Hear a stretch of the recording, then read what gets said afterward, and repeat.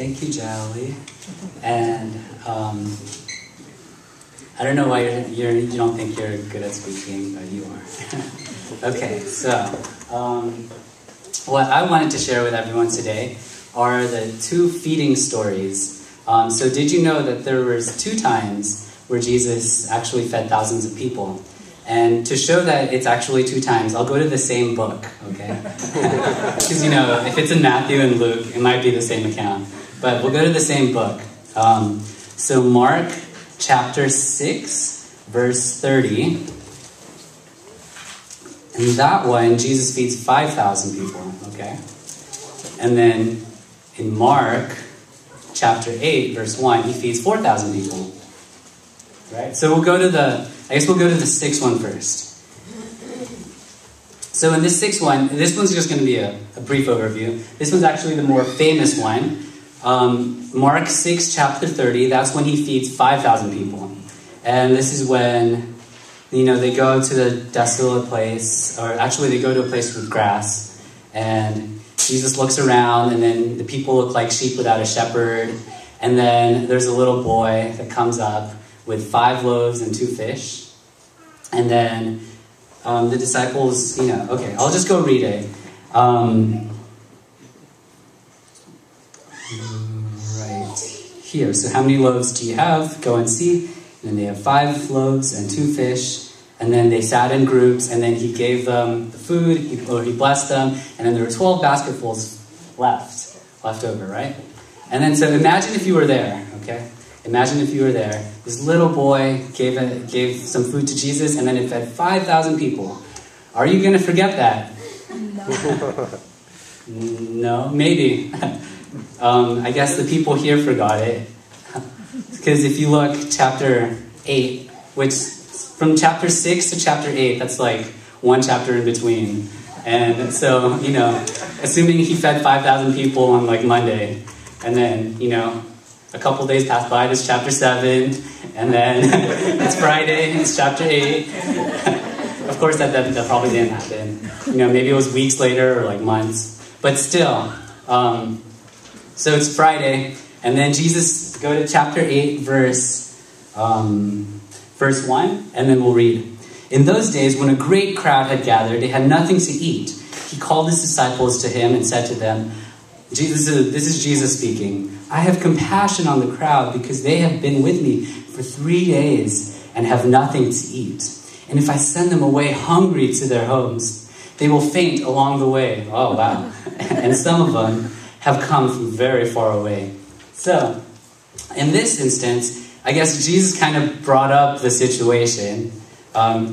He said, oh, there's a lot of people here, right? They've been following me and they must be hungry. And if I send them away, they will faint. And then see how his disciples respond.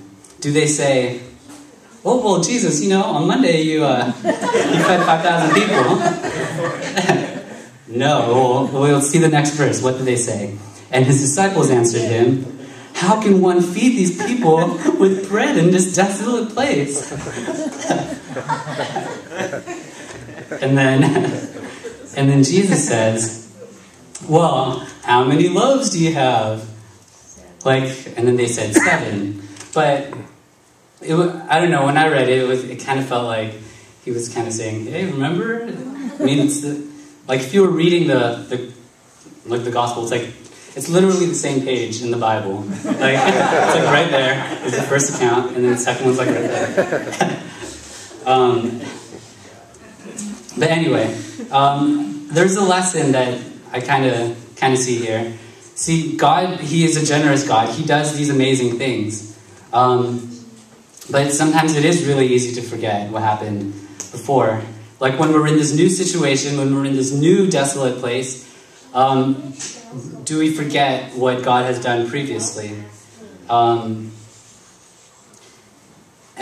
sometimes, I guess, what we do need to learn is not the newest, latest, greatest thing, but simply what God has already taught us before. And in the first feeding account, there was a lot of imagery on, you know, shepherd, Jesus being the shepherd on the green grass. And some scholars, they refer that actually to the Psalm 23 passage. how Jesus, the Lord is my shepherd, he makes me lie down in green pastures. So when Mark was writing it, he referred to it. At least that's what some people say. Because otherwise, it's not really a good point to say there was green grass around, unless you were trying to point to that. Anyway, so Jesus was like a good shepherd. He was generous to them. He fed his sheep. Like in this case, it was like literally. But as a couple days later, maybe some of these people in the crowd were the same people. You know, if they're following them, it's like, wow, Jesus fed me twice. If that happened, then Jesus is showing that, you know, he is the same. He was the same 1 month ago, or, you know, if it was 3 months ago, than he is today. That even though we're in this new situation, that he is the same God, and he is taking care of us. So, how can we trust God in a new situation? We have seen God work in the past. We've seen him work before. And we've seen how he has been generous before. And that he is the same and then since we know that he is the same yesterday and today and forever, how can we trust him in this new situation? So personally, for me, I'm transitioning from, you know, undergrad UCLA to Caltech. And I'm in this new context. And honestly, I am a little intimidated by everyone. In class, I don't feel like super smart. I feel like I don't know what people are talking about a lot of times, or like really average. And then, but I guess God has been reminding me that all through my life, he has, in terms of this particular aspect in life, when I'm super busy, to go to him for refuge, and he takes care of everything. Like I remember one time in UCLA, I had a midterm like on Monday, but then there's all this stuff that I wanted to help with, like in church and everything, the weekend before. And then so I was like, okay, I'm going to help with that. And then when I took the test on Monday, I was like, oh no, I failed. And then I was actually okay. And then so I have a feeling that'll happen a lot for me here. But just knowing that God is a faithful God. I mean, no matter what happens, he is that way. So just as I'm talking, just think what new situations are coming up for our lives. Because in one way or another, we are in some sort of transition. You know, the economy is not so good, or maybe you're transferring to a new place, or you're moving, or maybe you have to say goodbye to someone, anything like that. But just remember that God is the same way, like yesterday, today, and forever. I wanted to share a couple stories about this is how intimidated I feel. Okay, so once during school, I was doing my homework in office hours, asking questions to the TA. So I was like working, doing my homework, and then suddenly the whole building starts shaking. And I was like, what? And then there's other people along in the room as well. And the TA is like, oh, don't worry, that's normal. And then they're just doing tests. So like hydraulics. It was like some, I don't know, like they just shook the building. So they're like, oh, that's normal. It happens like every couple hours or something. And then I was like, whoa, this is crazy. And then there's these seminars that I go to. Like the names are really complicated. And then I'm just sitting there like, oh, I have no idea what you're talking about. Like the names, example, like energy and momentum transfer via electromagnetic fluctuations. Progress on flapping wing robotic insects. So like, honestly, I do, like when I'm in this new situation, I feel really, really intimidated. As if like everyone else is just like so much, smarter and everything.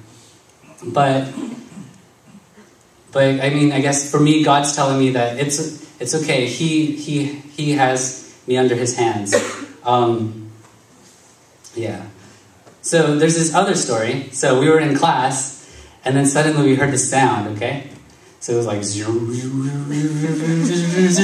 and everyone in the class, it was a small class, like 7 of us. We looked around, what's that? And then suddenly, and it's like, oh, it was just the air conditioning. So at okay, it's funny, but like that made me like, oh. So sometimes I feel like something's intimidating, but it's just something it could be so normal. Something like air conditioning. So even if you're in a situation where it seems like everything's new, or it's going to be hard to trust God in this new place, He is someone who will take care of you, just like He took care of those people. And just like when they built the temple back in Jerusalem, the first temple, Solomon built it. It had gold, it had Lebanon cedar, and like everything.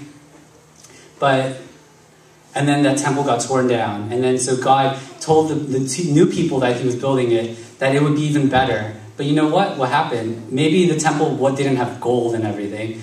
But what happened was Jesus walked those temples. And then when that temple was torn down, something even better was risen up. It's kind of like seeds. When the only way a seed can ever grow to be a tree is if it dies first. So anyway, so that's what I want to share with everyone. And thank you for this chance.